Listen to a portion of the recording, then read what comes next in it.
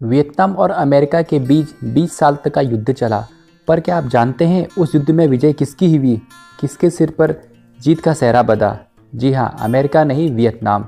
किंतु यह कैसे संभव हो सकता है? कहाँ अमेरिका और कहाँ वियतनाम? अमेरिका एक शक्तिशाली राष्ट्र, आधुनिक अस्त्र शस्त्रों से लैस विशाल सेना और द्वितीय विश्व युद्ध का विजेता।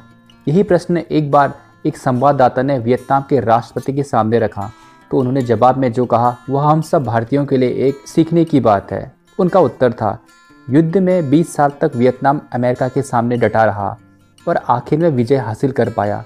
यह किसी चमत्कार से कम नहीं है, पर यह चमत्कार केवल और केवल भारत के आशीर्वाद से ही संभव हो पाया। दरअसल मैंने भारत के एक महान योद्धा छत्रपति शिवाजी के जीवन चरित्र को, उनकी कथा को बहुत ध्यान से पढ़ा था। इस युद्ध में मैंने उन्हीं के आदर्शों का अनुसरण किया।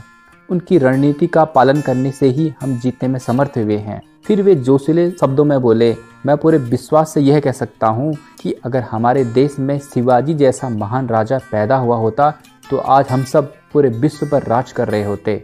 आगे तो उन्होंने यह भी कह दिया, मेरी अंतिम इच्छा यही है कि मेरे मरने के बाद मेरी समाधि पर शिवाजी का एक मालवा लिखा जाए, और आज ऐसा देखने को भी मिलता है।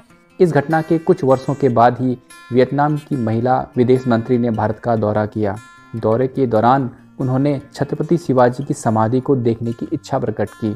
वहां पहुंचकर उन्होंने श्रद्धा भाव से शिवाजी की समाधि को नमन किया। फिर झुककर उस स्थान से थोड़ी सी मिट्टी उठाई और उसे अपने मस्तक पर तिलक की तरह लगा लिया।